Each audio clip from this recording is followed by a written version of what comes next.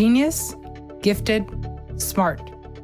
These are words often associated with success, leading us to believe that the best and brightest effortlessly rise to the top.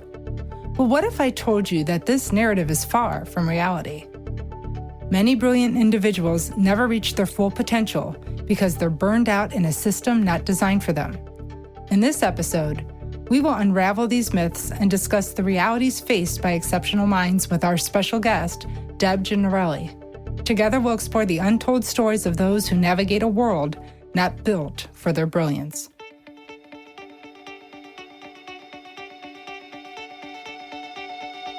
Hi, I'm Dr. Teresa Haskins, and welcome to Think Differently, the podcast that challenges the status quo and explores the power of neurodiversity to create a more inclusive and accessible world. Together, we will talk about everything from the value of different perspectives to the limitless potential of human beings.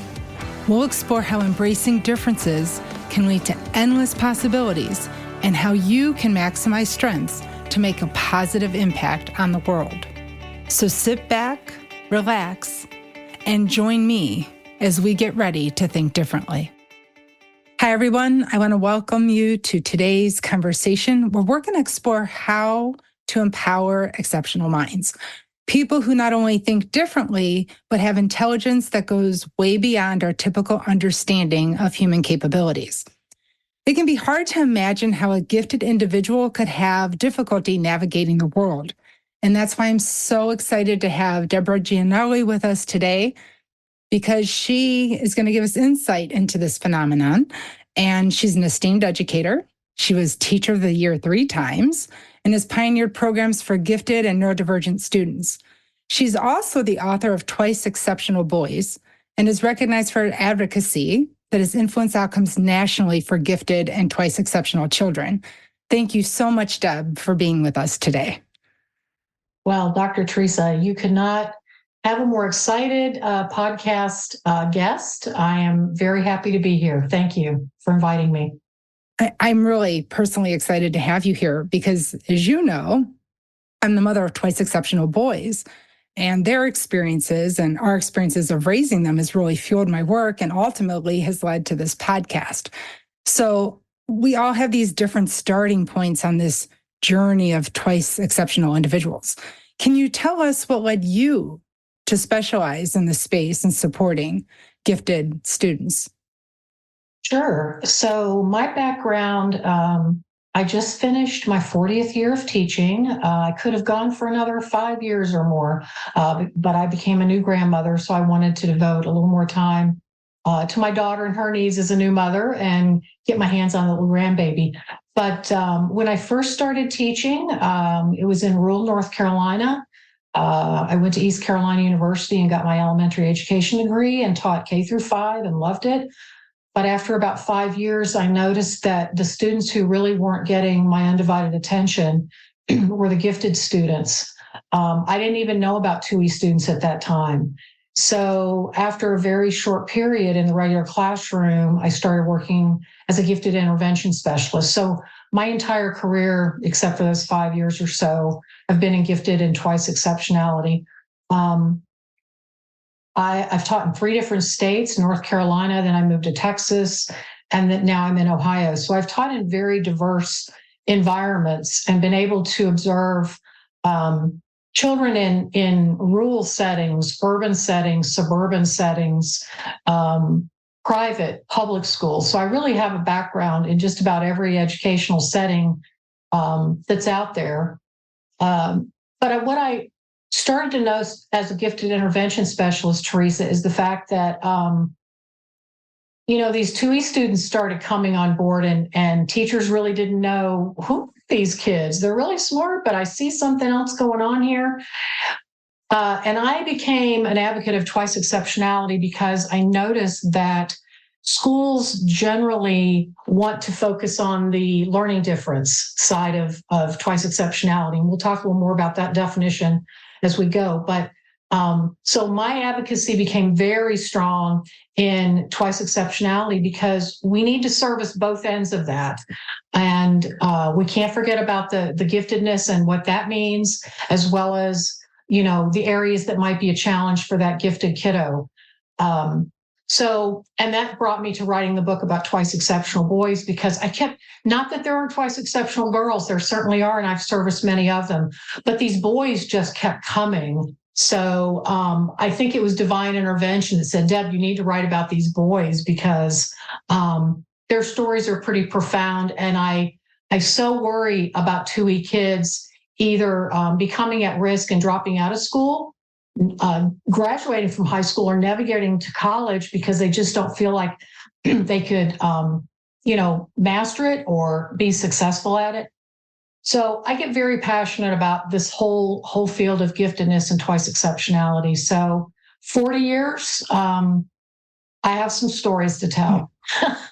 And I think that you highlighted on something that, I know we want to define, like, what does it mean to be twice exceptional? But before we go there, one of the things that, as you're talking, listeners, if you're hearing, we're talking about gifted people, high intelligence, and Deb's talking about the concern about them finishing school and graduating.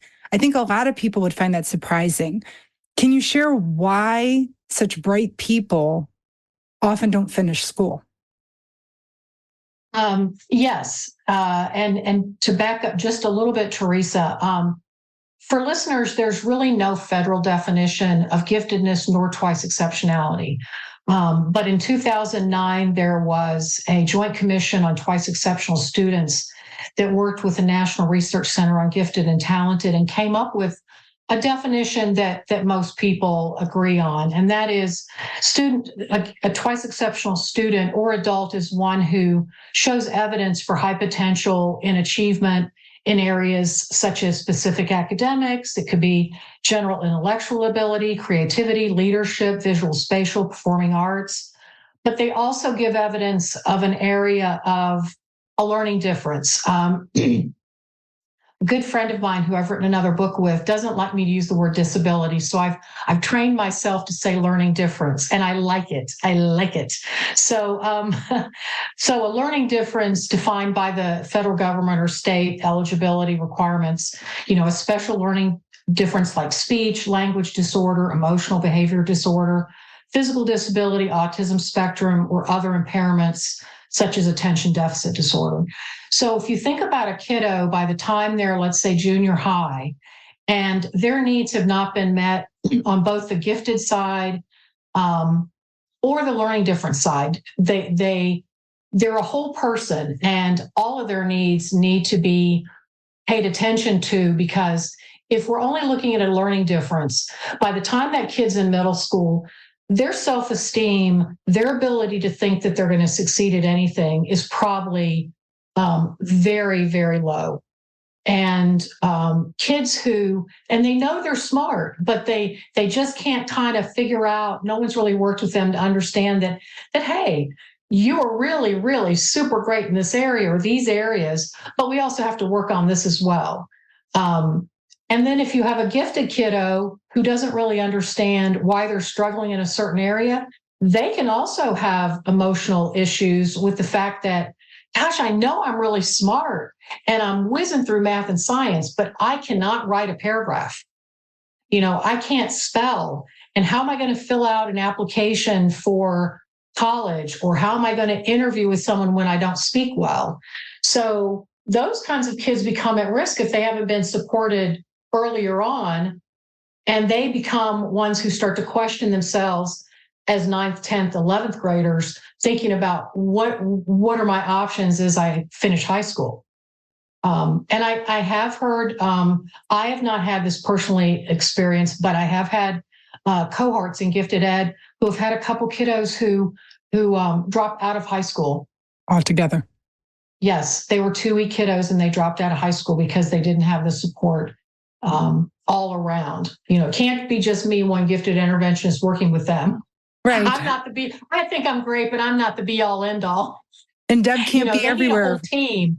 Yeah. Parents, specialists, counsel, everybody working together. And I think about what you're talking about, and you were saying, you're really gifted here, but we have to round you out. And I think, at least in my experience, and I know you probably have these experiences too, that people get so hyper-focused on the things they're not doing that it almost diminishes the things they can do. And then in my specific experience, the exceptionality of giftedness was so beyond what the school could even help with. It's just ignored. Yes. So yes. In some ways, you're a deficit in area A, and you're not even given the opportunity to excel in area B. It's like no one cares.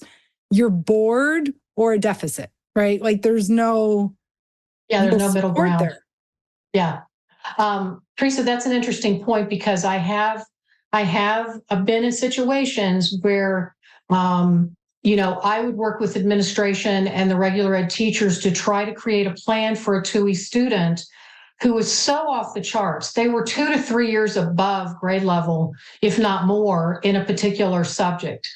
And the plan, was either to do online work or to get them to the high school, whatever was going to work. And I had such pushback.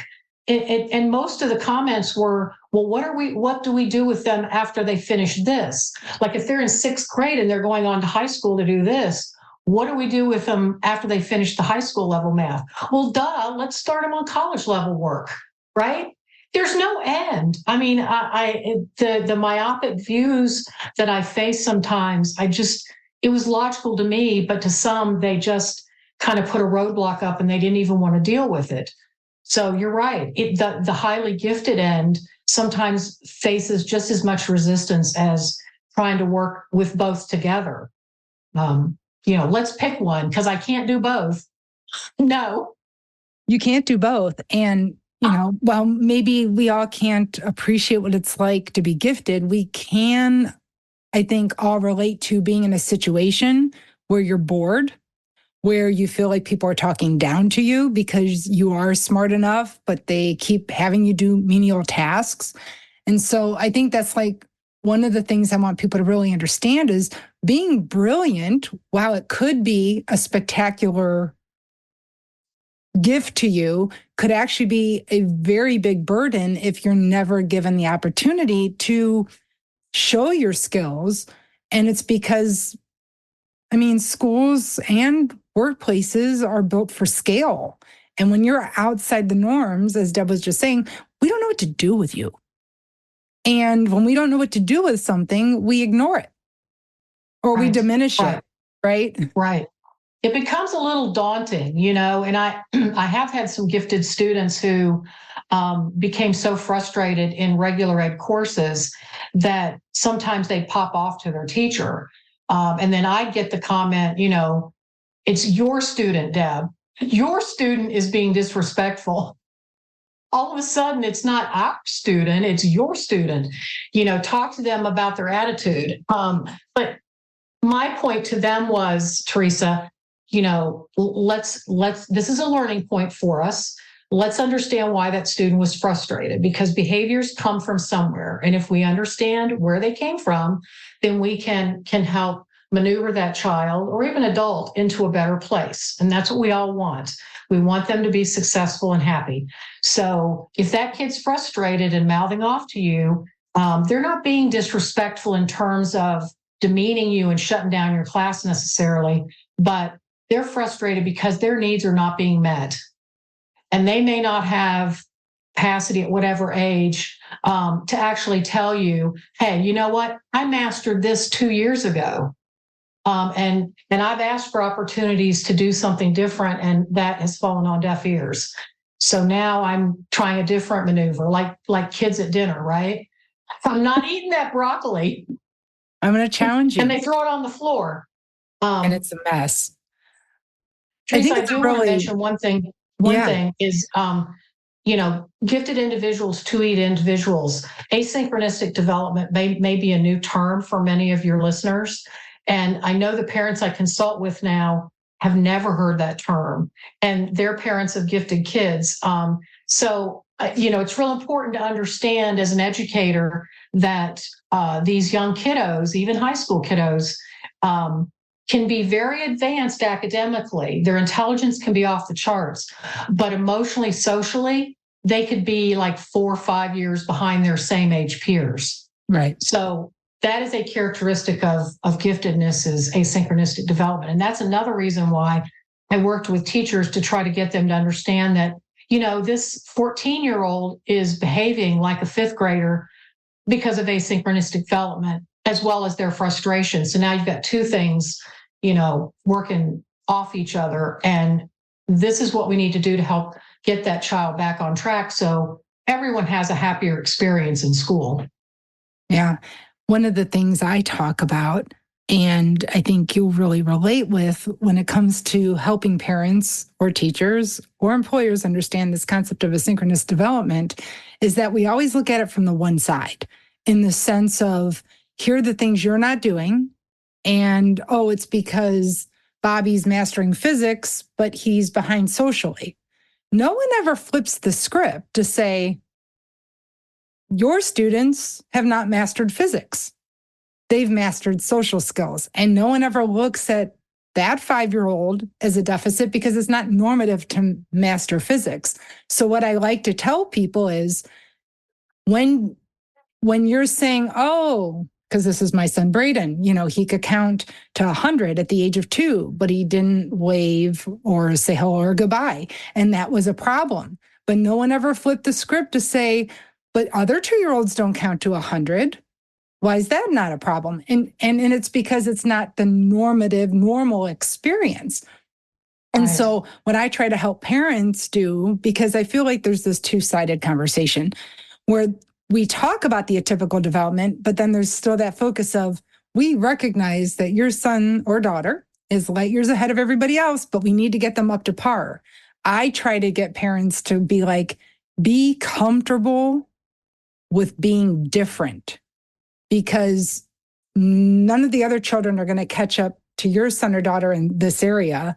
Don't expect them, like, if you actually acknowledge that their development path is different, then we actually have to respect that development path is different. Don't try to push them into this standard. So I think it's really interesting that you were the teacher amongst teachers, trying to bring them all along. It's interesting, Teresa, because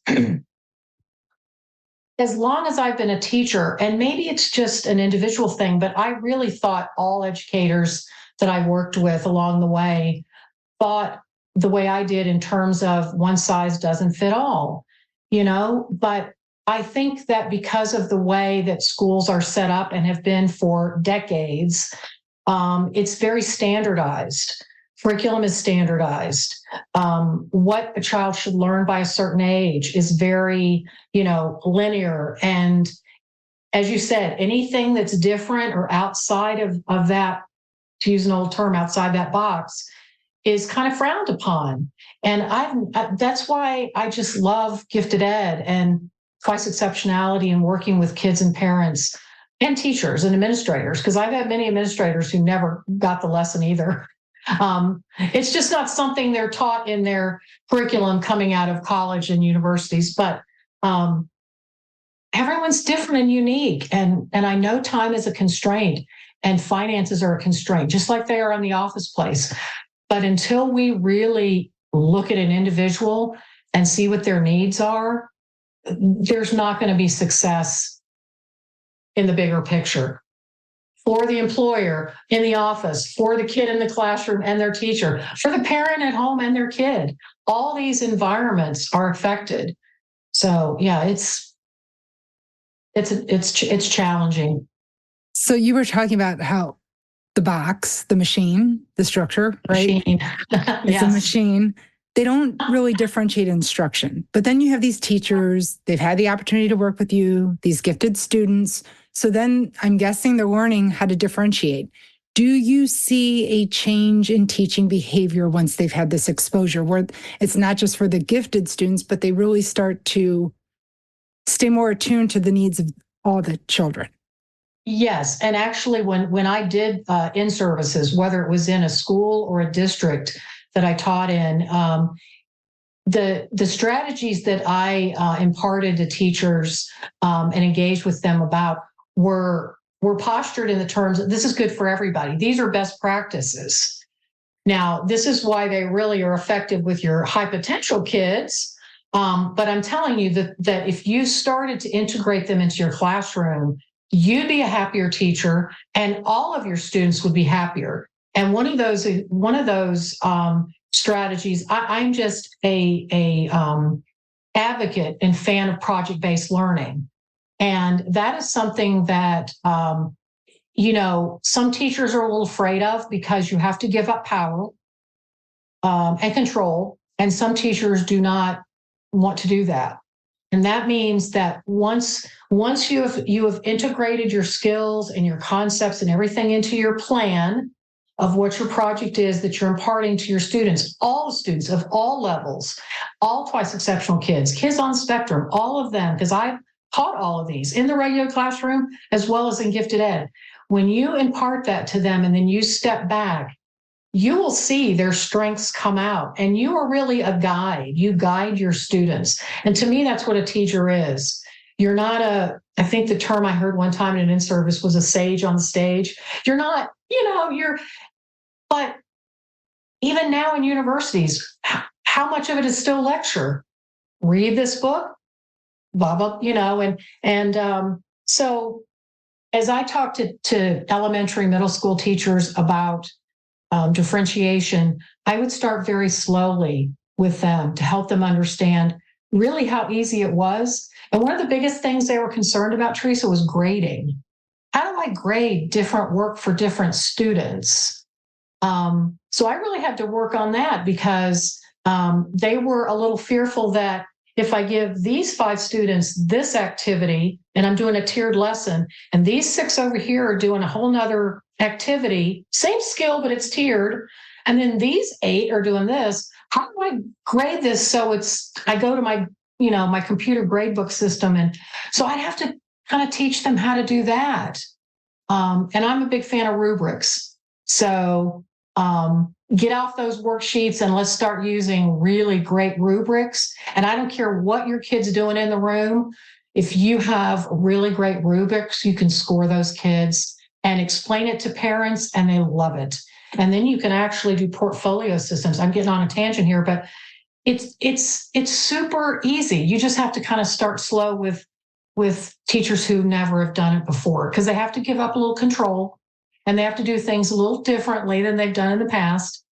But again, you will find such happiness as an educator and the kids.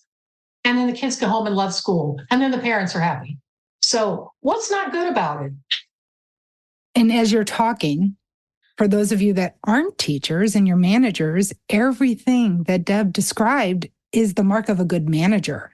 And everything Amen. that these teachers are so afraid of is exactly where we find micromanagers. That inability and unwillingness to let go of control and to trust and to leverage your team's strengths and to actually not build performance matrices based on how things are done, but actually being able to know what an achievable objective is. And so what I think is interesting, Deb, is it's such a parallel because, as I said, I was thinking about today's podcast, and really teachers and managers in the office parallel so much. I mean, they really do, because you have a wide spectrum of employees in your office, in your building, in your company, and you cannot treat them all. You cannot provide for them all the same way. I constantly in my gifted education career sometimes felt like a one person on an island, because I would say fair cannot always be equal. And to trust everyone, to treat everyone equally would mean that I'm ignoring their individual set of needs, right? So I would always get, well, if you're doing that in the gifted program, that can't be fair for these kids over here. Well, yes, it can. And I have to explain why. Or just like, students with learning disabilities using different types of tools to learn, but not everyone needs those tools. So how is that not fair? So, I had a student who was blind, but used a software system. He had all these great tools. Did any of the kids in the class ever say anything about that? No. But I give these 3 kids over here yoga balls to sit on because they can't sit in a hard plastic chair. And all of a sudden, why are they on the yoga ball? But once you explain it and it all gets moving, everyone's fine. And I think it's the Everyone is anticipation fine. of problems. Like Yeah. teachers and managers, I think one of the most interesting things when it comes to teacher best practices and manager best practices is we actually treat them as two separate schools of thought. And when I talk to managers about using classroom intervention techniques, they're like, but we're working with adults. You have charges that you are all trying to motivate towards a specific goal. This goal is learning and homework. This goal is production and output, but it's still the same concepts. And it's so interesting that we don't borrow from those schools often. I steal from both. And it's because the best practices in management are the best practices in teaching and vice versa. One of the things I want to explore with you, and I know this will lead to the conversation of your upcoming book as well, but one of the things I see that's concerning is education's a little bit ahead of getting this whole concept of disability inclusion, more access. We have more students in this space graduating today than we did before. But then we need to go to the workplace. And I think when you look at the workplace, the same barriers, the same conversations, the same worry about, accommodations versus fairness and equity. It's like a repeat conversation about 2 decades behind. Right. So what are you doing? I know that after 40 years of teaching, and I know you're slowing down, but you are very active in this space. And a lot of your students have transitioned into the workplace, good and bad experiences. Talk about some of those transitions where we can really start to inform, teachers, how do we prep these students, future workers and managers? What do you need to know? Because these exceptional people are here. Right. One of my success stories is he is one of the students in my Twice Exceptional Boys book, and he started the journey for me really looking at twice exceptionality because as a second grader, he was identified with a language-based learning disorder, could not read or write at second grade, but could at 7 and 8 years old, Teresa, he could be on this podcast and talk with us and not miss a beat. I don't care what the topic was. Oh my gosh, could his verbal ability off the charts, and so excited and enthusiastic about everything. But that light started going out of his eyes around third grade. And long story short, after a recess altercation, he verbal, not physical, he was called in the principal's office and had to tell his side of the story. Now, by this time, he had told me he wanted to be an attorney and he was going to Harvard. And I said, you know what? I totally believe you. And you can do anything you want to do. He goes, but I can't write. And he knew about briefs, and he's talking about briefs and presenting in the court. And so long story short, the principal realized we need to identify him with one-on-one testing because whole group testing rarely catches these 2E kids, and it missed him. But his regular ed teacher and I knew that he was a 2E kid. So fast forward, by fourth grade, he skipped fifth grade. We whole grade accelerated him, and that's another topic for maybe another day about how people push back on that educational option, which is amazing. For the right kiddo, it's awesome. He went on to, we got him a mentor in his educational plan. It was a gentleman in our district who was an attorney, an immigration attorney, and volunteered in school district where his kids were. And he offered to come and sit with my student 1 day a week. We pulled him out of class during a course that he didn't need to be sitting in. He had already mastered it, and this was going to be a course in itself. So I asked the attorney before we set up the meetings to talk to the student about the need to become a good writer and a better speller. It may not be your strength, but we're going to get you, he didn't think it was important. So for an attorney to talk to him about its importance. So whole grade acceleration, got him a mentor, got him services to help in his area of struggle, which was to learn to write better. I taught him keyboarding in third grade, all 10 fingers. He typed 80% mastery. By fourth grade, 90% mastery at a minute. So he was keyboarding. We had all these things getting in place. So by the time he got to high school, he and I were still in touch. And he said, I'm going to apply to Harvard. I said, go for it. He goes, well, the counselor's here telling me that I really shouldn't do that, that's just really a long shot. Now, another podcast for another day. I love all the counselors out there. Love you, love you, love you. But don't ever tell a high potential kid, or really any kid, and squash their dreams. You told this smart kid who's smarter than all three of us put together not to apply to an Ivy League school. So he applied to Ohio State as well as Harvard and Princeton. He got waitlisted at Princeton. And by the way, he learned how to write and spell. So all along the way, support, advocacy. And he was waitlisted at Princeton, did not get into Harvard, got a full ride at Ohio State. So got a 4-year degree at Ohio State. He and I stayed in touch. Every Christmas, he'd come home, visit his family. We'd meet for lunch. And one day he looks at me, he had finished at Ohio State, and he said, Miss Giannarelli, and he sits back in the chair. And I don't know what his plans are. And Teresa, he said, I've been accepted to Harvard Law School.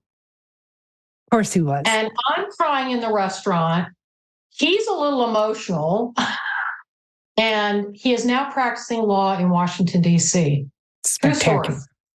So that is the course of my point, and your question, to answer your question, is those 2E kids, if they're not given the support early on by their family and the people in the schools who they're spending the most time with, and have the right educational plan, I think this student had the motivation and chutzpah to do it, but I certainly think it didn't hurt that he had me, his parents, his grandparents, and a few teachers along the way in his regular ed classes that said, you know what, go, go, go. And don't stop till you get where you're going. And I think that's the factor. Are you a catalyst or a blocker for somebody to reach their full potential? And I think when we talk about these exceptional minds, that's really what, if you don't know what to do, at the least, don't be the barrier. Exactly. And another quick story is not as long as that first one is, I worked with another 2E student, highly gifted, on the spectrum, doodled all the time in class. And that was his way to STEM, actually. He was doodling. So his third grade teacher kept telling him to stop. He wasn't paying attention. So I came on board because I was the advocate, and I'm always in there figuring out, because he came to me one day, he was really upset, Miss so-and-so won't let me doodle. So I went and talked to her. I said, he's got to doodle, let him doodle. Well, he's not listening. I said, did you ask him a question while he's doodling? So she did. She kept asking questions. He was on point more than the rest of the kids who were staring at her eye to eye. These kiddos, they're multitasking sometimes, and some of them are such great listeners and can do 3 other things while they're attending to what's going on. So long story short, he ended up in high school designing a lot of the yearbook, did a lot of the posters for like the drama events going on. So we channeled that art, that love of art, and that need for art, the physicality of what he was doing for his learning difference. And he was a happy camper, happy. I just can't imagine if someone had kept telling him to stop doodling. And I think it's a good message, because it all goes for the teacher, right? He's doodling. He was paying attention. I love that you asked and challenged, did you actually test whether or not he's paying attention? But then it's also a great lesson for all of us to remember that we have to stop projecting our experiences onto others. So she's looking at him, he's doodling, and if she was doodling, she wouldn't be paying attention. And if you're not making eye contact, a lot of people think that you're not listening or you're not focused, and that it's really And it can be hard to actually accept that your experience of the world is not everybody else's experience of Right. the world. And that, my youngest son, I call him a fidget box, he Yeah. could be beatboxing and working on a Yes. computer game and watching TV at the same time. And he's aware of Yes. everything. I can't Right. focus to listen to him because of everything going on, right? Different Right. issue. Yeah. And so the inclination would be stop moving. But for him, he is focused in movement. And it's finding a way to balance those dual realities of, I Right. can't focus with Right. all the movement. You must move to focus, and how you create Right. environments, like you said, putting him in the right art classes or making an Yes. understanding of, he's just drawing silently at his desk. It's okay. Right. Right. Right. And Teresa, creating that space. I think about, if educators and office managers, bosses would think about this as well. It's kind of a contradiction, because I can be listening to the news if it's on and cooking my dinner in the kitchen and go, I just heard, I don't have to be looking at the newscaster. I don't need to be sitting there right here. And I guarantee you a lot of educators are that way as well. So when I've talked to them about, learning styles, not everyone learns the same way, but they don't want to give up that control again, because if Matthew is doodling all the time and the kid sitting next to him starts doodling, everyone's doodling, I've lost the whole class. So there's a conversation again. I know as a teacher, I did. Some students need to do this. If they have a fidget toy, not everyone needs a fidget. Why? Okay, they look fun. So everybody, for 10 minutes, let's play with some fidgets. Let's all experiment with this, right? God forbid you lose 10 minutes of your class time, but it will pay off in the long run. And then you see, hey, I don't really need this. And they end up putting it in their desk. Done. Not everyone needs to doodle. Maybe 3 kids need to get and walk around all the time while you're talking. Does it mean everybody's going to get up and walk around? No. You have to experiment with your class and really get to know them and their needs.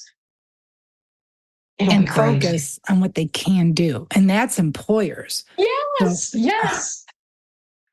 Always focus on what's not happening instead of focusing on what is the strength and what is happening. No.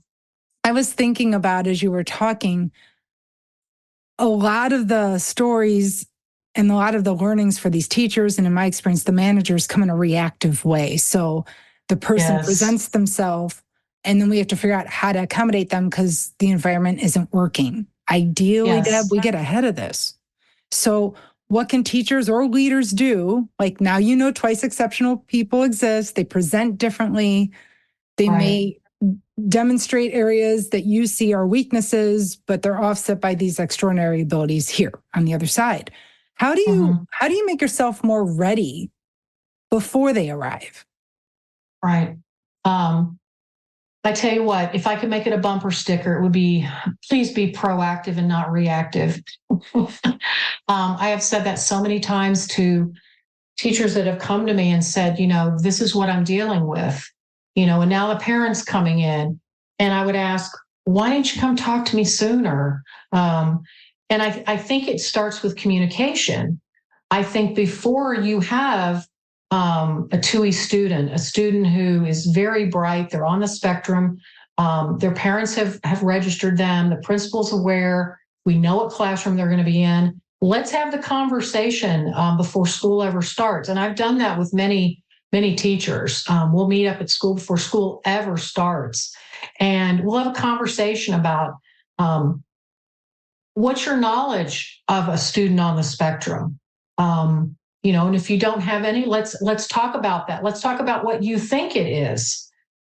Because a lot of times with gifted and TUI students, there's a lot of myths out there that muddy the waters and make it really difficult. Myths are not good in any capacity, really, unless they're a folk legend or something. But when you're talking about an autistic kid or a kid with dyslexia, you may have your own image of what that is, and in reality, it's not that. So let's talk about what knowledge, and then let's talk about how you're prepared. Have you ever worked with a student like this before? I think all regular ed teachers should have some background in special education, and they don't unless they're like me, who have specialty degrees at one end or the other. Research shows 80 to 90% of regular ed teachers do not have any background in how to work with these types of special children, period. And sometimes those feelings they have about them bubble up in ways that they never intended. And then you want to talk about environments.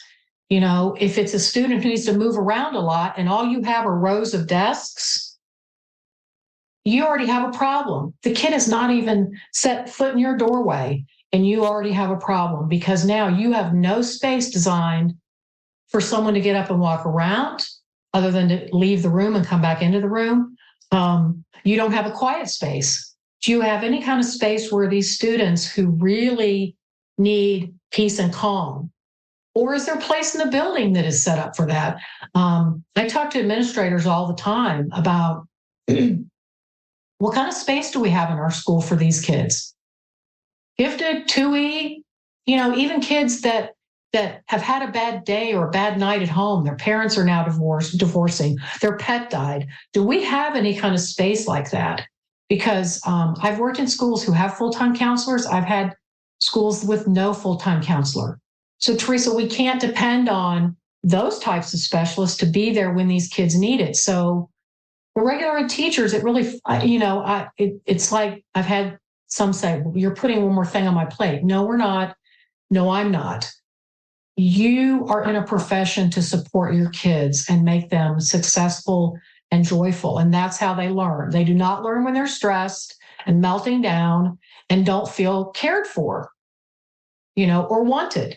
And I've had some teachers go, thank God they're going to you today, Deb, like out of my room and into your room. And I'm like, and they've said that to me, like, it's mind blowing. So again, we want to start with what knowledge do you have?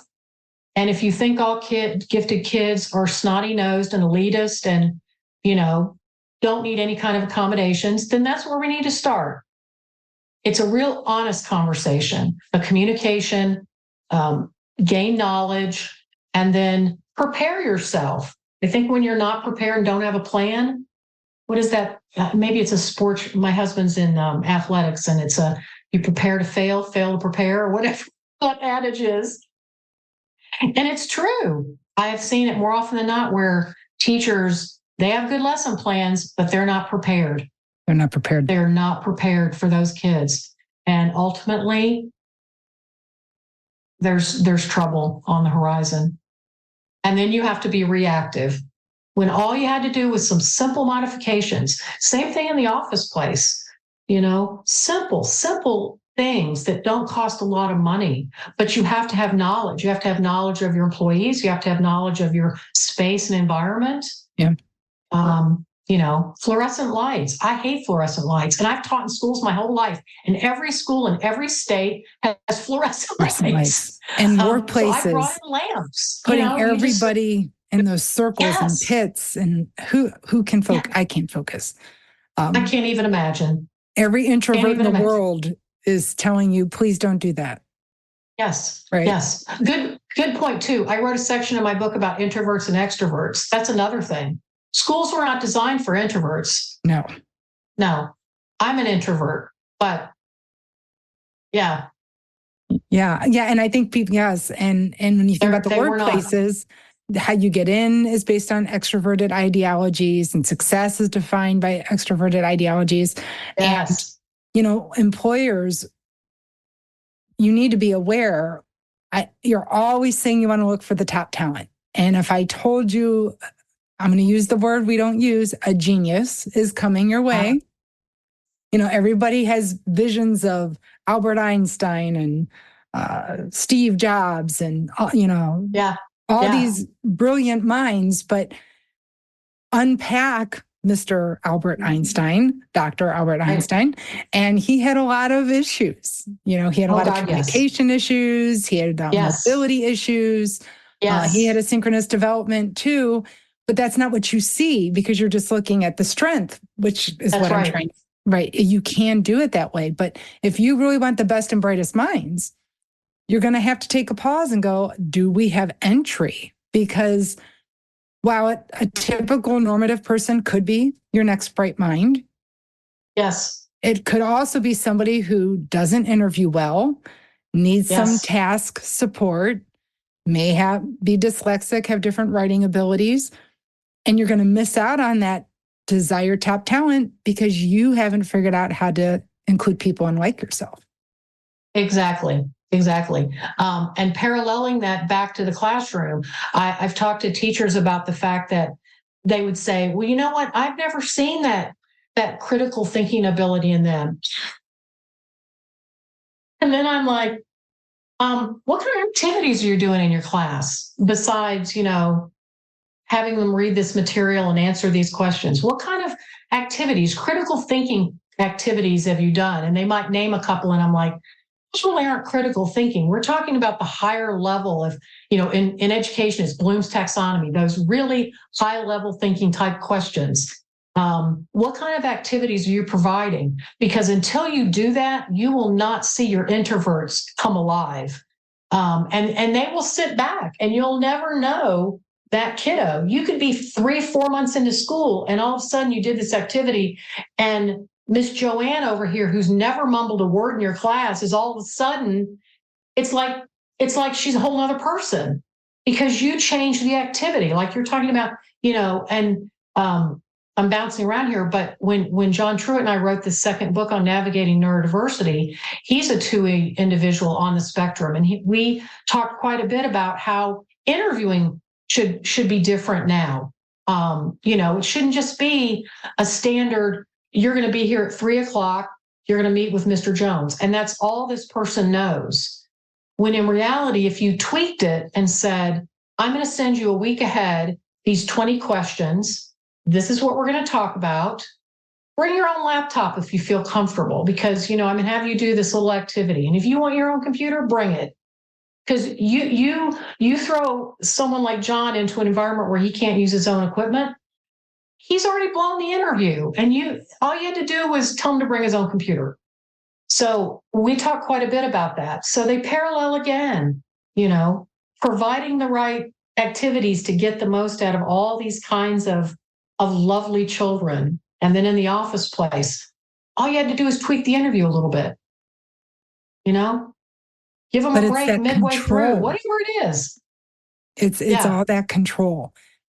I think one of the interesting things as we come to the end of our time together is that when we talk, and for those that are listening, and then for the people that we'll talk to beyond these walls of this podcast, when we talk about some of these constructs, like the questions beforehand, they're like, oh, that totally makes sense. Or some people are resistant. They're like, that's not how we do things. This is how we hire. I often have the conversation, is everybody you hiring an advertising, marketing, communications expert? Because if not, then why is your whole interview based on somebody's ability to smoothly answer questions? Like, what are you actually assessing here? And when you have that conversation, I'm like, if you're hiring an accountant, at what point do you actually assess their knowledge of tax law or math abilities? And exactly. how might that just open the door for this whole world of talent that you're missing because somebody said, a 30-minute conversation is going to be the best way to find your next hire? No. And that just jarred a really unpleasant memory for me with the little boy who's the artist. Yes. He's a young man now, but when he was in second grade, he was not a really proficient writer and speller. And so his teacher came to me and said, he keeps failing these spelling tests. And I said, have you offered him alternate ways to spell the words? Is the objective to spell the word, or is your objective to grade his handwriting? If you're not grading his handwriting, if you're grading that he can spell these 10 second grade words, call him up to your desk and do it orally.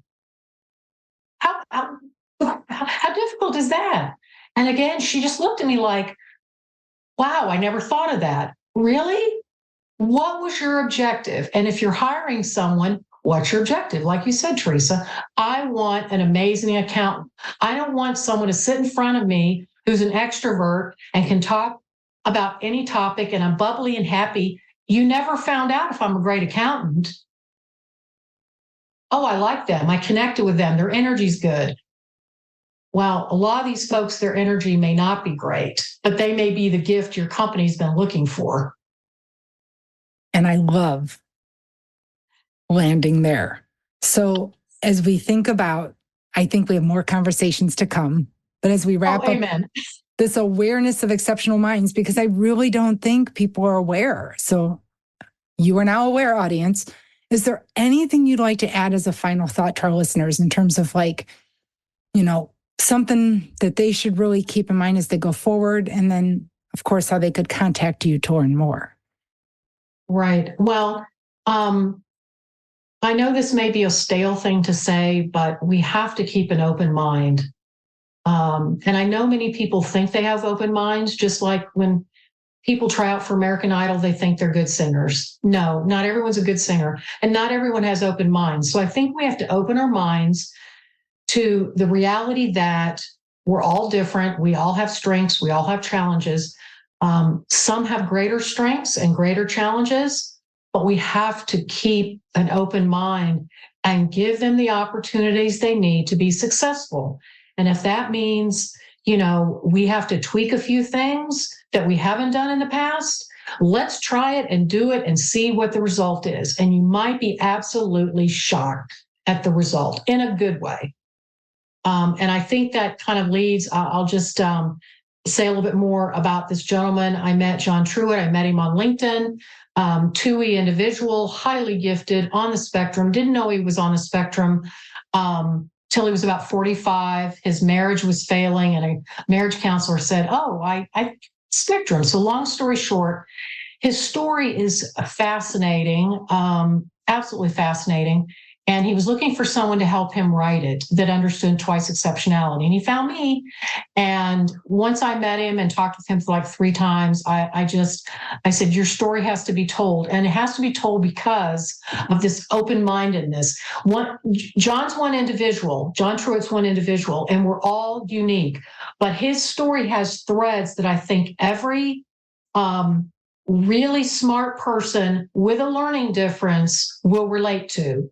And the struggles and challenges that he have are unique to him, but they will resonate in terms of trying to find a job, having a relationship, meltdowns, medication, all types of things that individuals like himself on the spectrum, and he has other learning differences as well, like dyslexia, ADHD, the list goes on.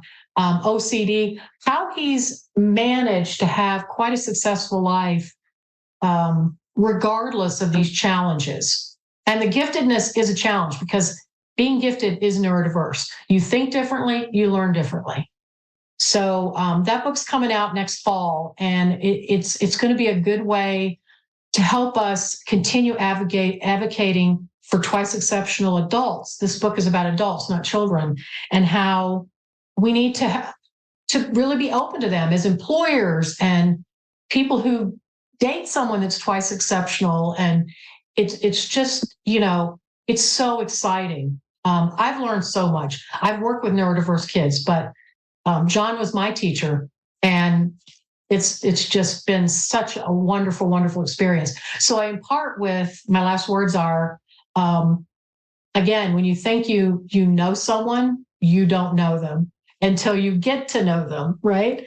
All of their fascinating pieces and parts. It's just so exciting. Well, Deb, so exciting. I cannot thank you enough for spending time with us today. There will be more to come. Sorry I talk so much, but again, I told you I'm passionate. So, and I am passionate. DeborahGiannarelli.com. I'm on LinkedIn, or deb.giannarelli@gmail. So everyone, I encourage you to look up Deb, check her out. We'll definitely have Deb back in the future. And thank you all for listening to our episode today. I think if you haven't taken anything away, There are so many gifted and exceptional people out there, but no matter what, give people the opportunity to show themselves, see them for their possibility, and let's continue to support each other. Thank you all, and we'll talk again next time. Thank you for listening to this episode of Think Differently.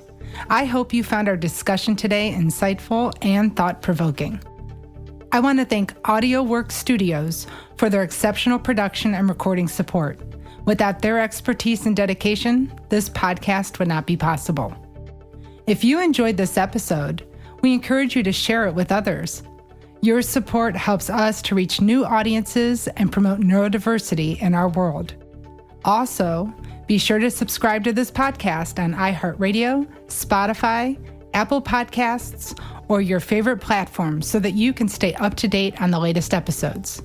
We look forward to seeing you again soon on Think Differently.